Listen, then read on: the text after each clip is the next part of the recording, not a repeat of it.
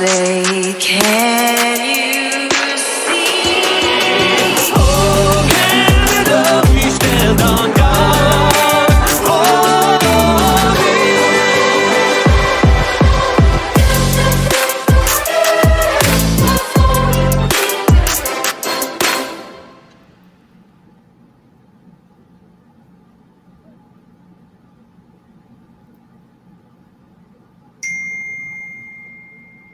Okay, welcome to the second episode of Buying Property in Mexico. My name is Loretta Sernowski. I'm a realtor with Remax Costa del Mar here in Rocky Point, also known as Puerto Penasco, Mexico.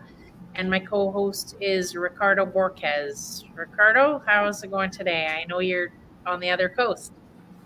Yes, so far so good. Very, very happy to be visiting Yucatan in Merida.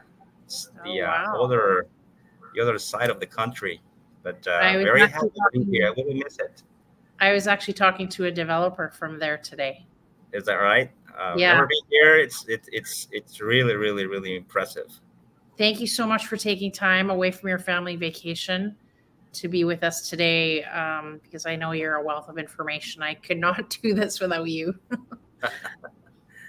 Today we have a special guest from Sun Valley Immigration, and she's my go-to person. She handles my own personal business, as well as I send all my contacts to her because she knows her stuff very well. Yenny, welcome to the show, and can you tell us a little bit about yourself and your company? Hi, thank you for the invitation. Yes, I'm Jenny Montenegro from Immigration, from Sun Valley Business and Immigration Services, and I'm in charge of the Immigration Department, which means that I need to go almost daily to Immigration Office to deal with them and assist our clients in getting a legal status in Mexico that can be temporary or permanent residency. And we also offer accounting services and bill paying. So that's who we are. And you are located? We're located here in Puerto Penasco in Main Street, actually, so it's easy to find us. Okay, we did put her contact information on the Facebook banner, so everyone has access to your phone number and your email address. Right. So residency cards and the visas, there's a lot of confusion about what people should get and in what order. So the first question I'm going to ask you is, what is an FMM? Actually, the whole word or the word will say what it is. In Spanish means forma migratoria múltiple, which means that that little piece of paper will be good for different reasons. Actually, I have a copy of what is an FMM. Used to be, it's an old form, now has different colors because we have different government now, but it's basically the same form, just the colors are different. And immigration will be keeping the biggest part, okay? And the foreign will keep the small one. So as the name says, forma migratoria múltiple, this form is not exactly a visa, but it's the tourist form. I mean, people can use it for tourism, can use it for business, can be used for statistical purposes, can be good for any other reason. So this is an FMM. Ricardo, does someone need an FMM to close on their real estate transaction? Absolutely. Every non-national that it's acquiring any real estate through bank trust, it's going to be required by the Notary Public to demonstrate that the person is legally in the country. And if I'm buying property on terms with seller financing, do I need it right away to close? No, unless you are closing a guaranteed trust, then definitely you're going to visit the Notary Public and you're going to need the FMM. Okay. If you're closing via private agreement, you won't. Can you explain to everyone what a guaranteed trust means?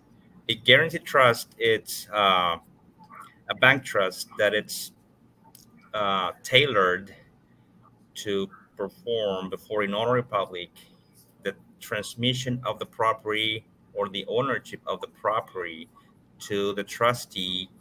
Yet, since the purchase price has not yet been paid in full, the subject matter of transaction becomes the guarantee of the loan. Okay, so if it's a sale on terms, the seller would keep collateral with the property subject matter of the transaction, which is in the belly of the trust. It's a guaranteed trust. The trust is made not only, to transfer the ownership to the trust, but also to provide a collateral to the seller that is selling on terms. Okay, makes sense. So, Yanni, I'm a client. I'm going to close on August 1st on my new property at Ricardo's office. How do I get an FMM? The FMM you can only get at some port of entry. In this case, will be the immigration office at the border, or you can also have them if you're flying from the U.S. or from abroad into Mexico. Then you can have it at the airport. Those are the only places you can get an FMM. Okay, so I'm coming into Rocky Point. Where exactly is it? The office. The immigration office is located just crossing the border on the right-hand side. Does it have a sign? Small office? It will have the sign for INM. Does it say Officina on it? I thought that it did. Officina? I don't remember. Oficina, sí. Okay. Oficina de Migración, yes. Okay, say I'm not closing for another 60 days. Can I get it online? Yes, you can get an FMM online. Actually, immigration is trying to avoid or to go paperless. So they are trying to implement what is called FMMD, or Forma Migratoria Digital. So you can get it online, and then you will need to download it on your cell phone or your computer to have it just in case you need it later. And that is, how do you so find far, that? I would recommend you to have it, the actual form, because right now we're like trial and error. So it's better to have it At the border. The real one, yeah. And how much does it cost? The cost for the FMM is around $43. In pesos, is like 638 pesos or so. So if I'm buying a condo with my spouse, do we both have to have one?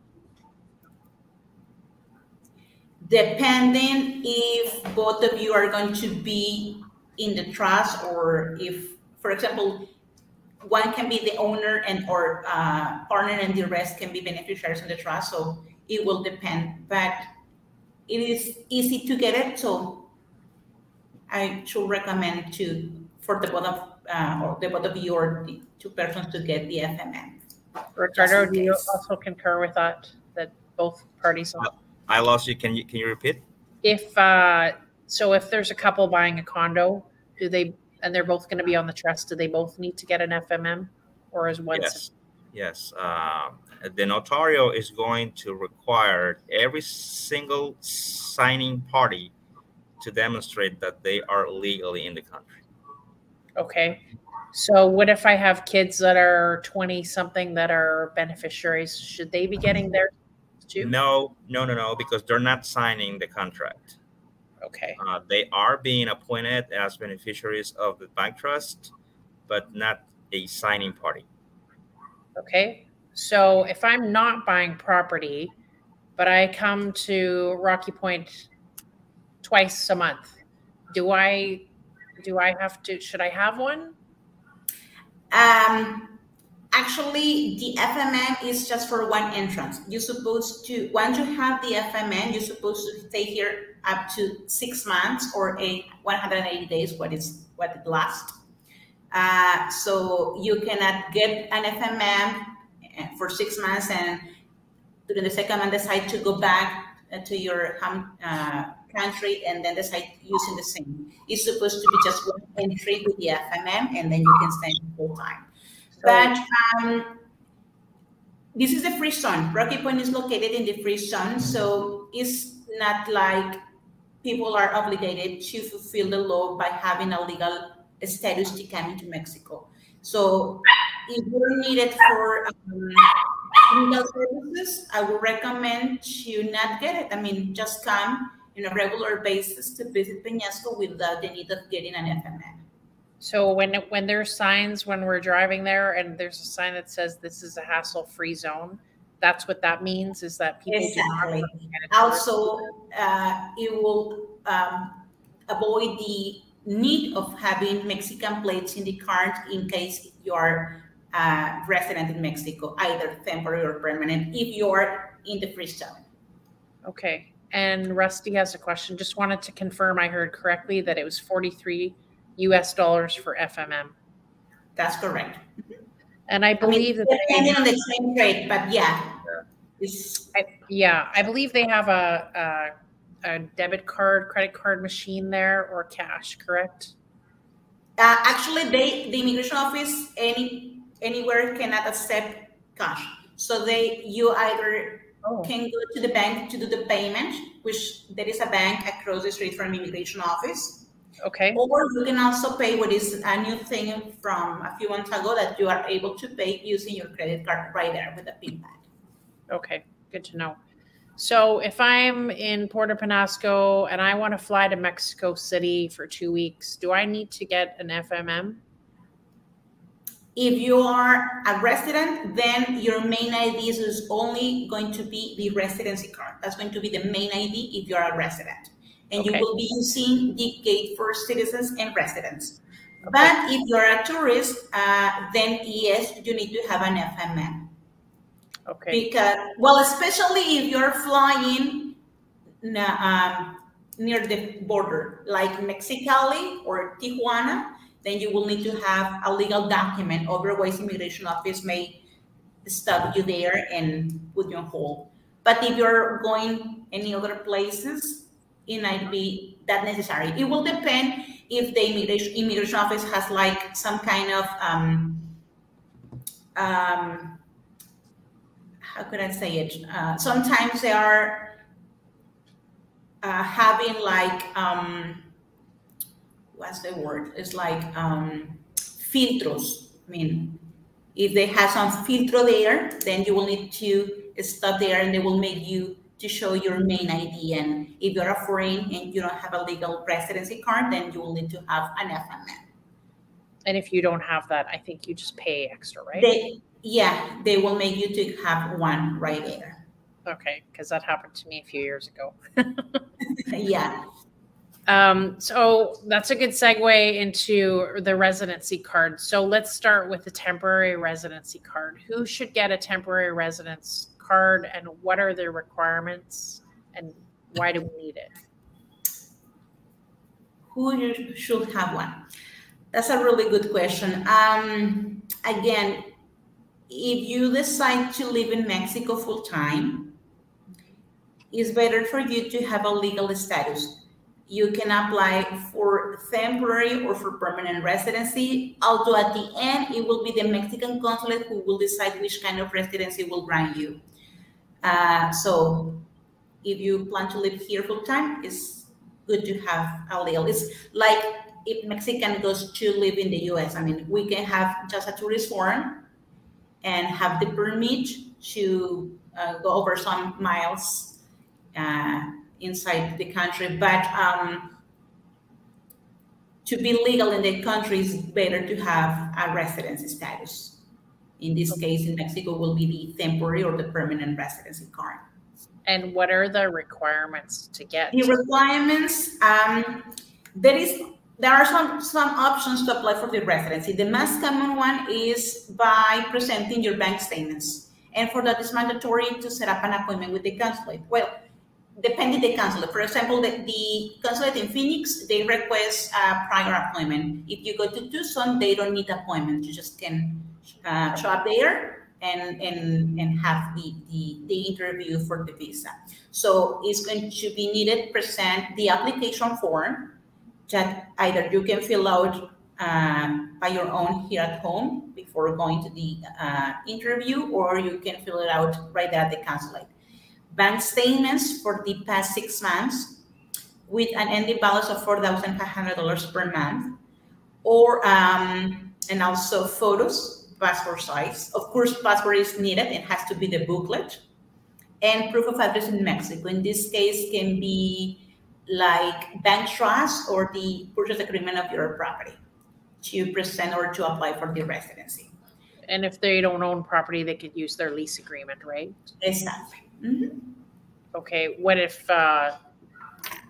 if your spouse doesn't have any income and you're the sole breadwinner? Will that still be acceptable as long as it meets the total, or is that more? Yes, it will be like a dependent, economic dependent of the spouse in case you don't have the enough funds that the law requires. And you can present as much bank statement you have. You have joint account, saving account, checking account, any kind of account that you have or investments, you can also use them to apply for the residency. Okay, so the first application, temporary residency, do you ask for permanent residency and then see if you get it? Exactly. I would recommend to apply for permanent, and if they decide that you are not eligible for permanent, then you can have temporary, but it's better to try to get permanent from the beginning. And what you in like 4 years with temporary before getting permanent. What's the term of the first round of temporary residency? How long does it last? 1 year. The first time you're applying for the temporary is going to be a year. Once you go to the consulate is going to issue you the visa or will stamp the visa in the passport. So once you have the visa and the passport, what is told is to present that visa at the border to get the FMM.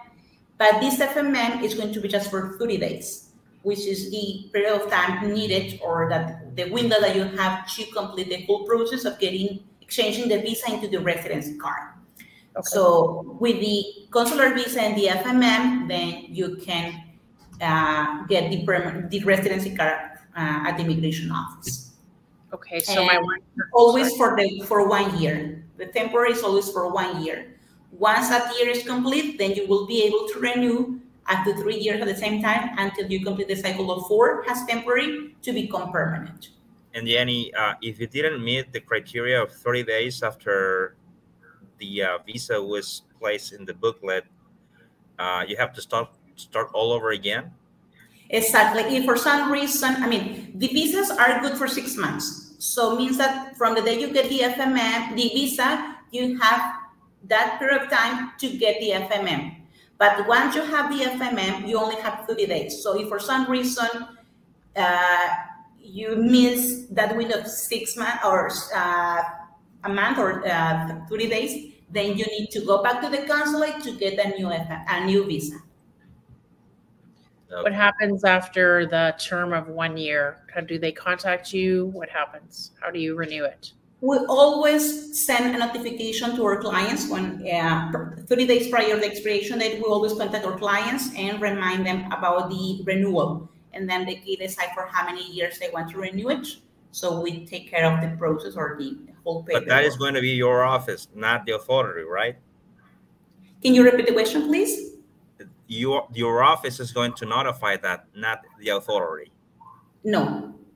Sun Valley will be sending a notification. Okay. Immigration will never. They don't have enough staff to do That's important for our audience to understand, because they may think that the authority is going to let them know that, the window is about to expire, the window of time.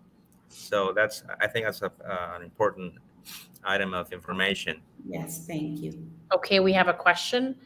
Can I work on getting our temporary or permanent residency visa while I have my 6-month FMM? Yes, they can do it. Okay, good. What about you? Can you give us some estimates on what the cost of a 1-year temporary residence card is? And then what's the cost for the 1 year is around $340, which in pesos is 5,108 pesos. That's the cost for temporary residency 1 year. 340. And how much, or can you disclose what your fee is? Our fee is, just for immigration is $340. Okay. And for services are $200. Okay. Question from the crowd. My research showed that different consultants have different requirements. Is it better to use Phoenix or Tucson in your experience? Lately, I will say, I mean, it will depend. Every case is different, so it's hard to tell. But Depends on the person that's there. it will depend. I mean, if you are will to wait a long line and send an email requesting the appointments and be patient, then you can deal with Phoenix. But if you need to do it right away, then you don't have time to wait for an appointment, then you should try by Tucson. Is it better to go Friday before happy hour or Monday when people are hungover? It won't make any difference. It will depend on the moon, actually. Of course. So going to permanent residency, when you get that permanent residency card, is it last indefinitely? Yes, it's one process for a lifetime. Okay. Unless you lose the plastic, the residency card, then you can apply for the replacement, but just as a small payment if you compare with the whole amount for getting the permanent status in the first place. But yes, it's for. On that regard, let me just clarify to our audience. We're technically speaking about residency, not citizenship. Right. Okay, so that's very important. We're not talking about citizenship. That's a different animal. Once you get your permanent residency, you are a resident, not a citizen. All right? That's a good point, Ricardo, because a lot of my clients say, well, I guess I need to become a citizen to buy a house. And I go, no, you don't. Right. You don't at all. I would recommend to apply for citizenship. It's a really, really complicated process that has to be done in Mexico. I mean, there are like 5 offices in whole Mexico where you can go and apply. And it will be really, really hard. And they have small windows to accomplish certain steps to become citizen. Plus, they need to speak in Spanish fluently, and they need to pay a test, which is really hard. I mean, actually, it's hard for Mexicans to approve that test. So I would recommend it. So can you live in Mexico without having a residence card? Plenty of people have lived here for years without having a residency. But again, legally is better. This way you can have access to some benefits like medical care if you have, because you need to have a CURP, C-U-R-P, to have those kind of rights. So it's better to have a legal status in Mexico. Although you don't need it. I mean, I was saying plenty of people have been living here years, like 40 years or more without having them. So. But they should have one. Exactly. Ricardo, can you comment on the if you have a residency card, does it help you when you go to sell property regarding capital gains?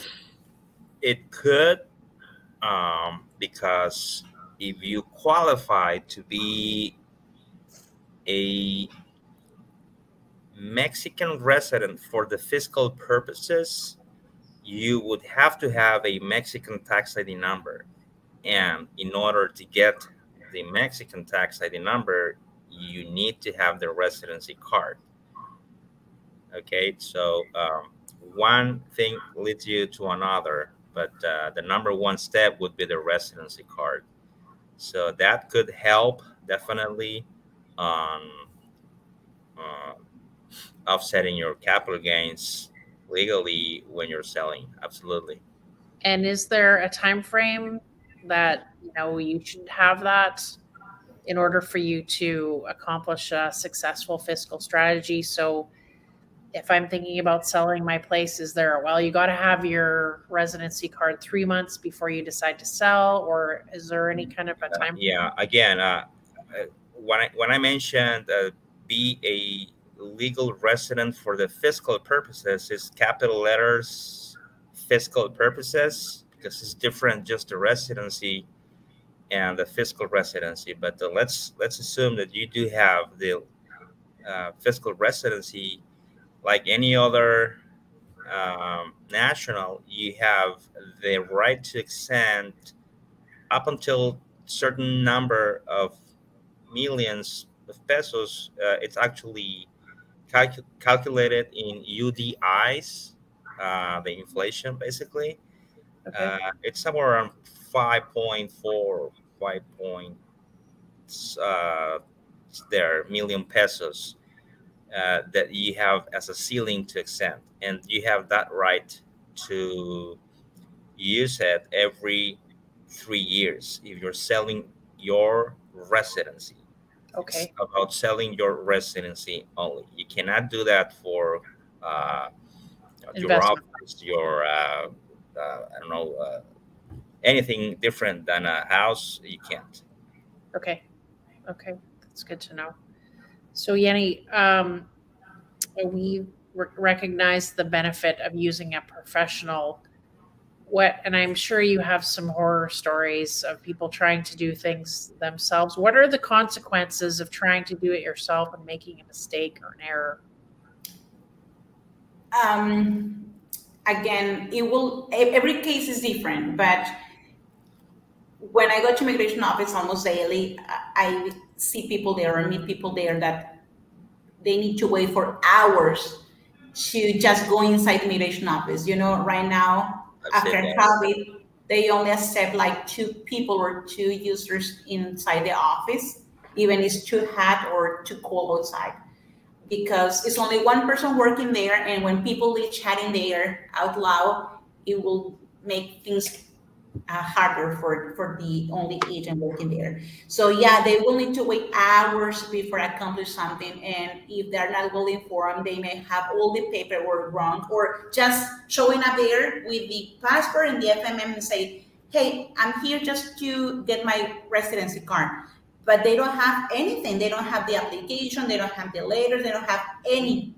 Not the payment. Although right now the payment can be done using the credit card right at the immigration office, but yeah, and some people are really feeling frustrated there because they're not able to accomplish. They make special trips down here to do it, and they cannot. So I know some people will prefer to save some money, but I really think that it's worth it to find someone that can assist you. If they are not representing you before immigration office, at least to guide you through the process. Sure. This way, you will know exactly what to expect when you go there to immigration office.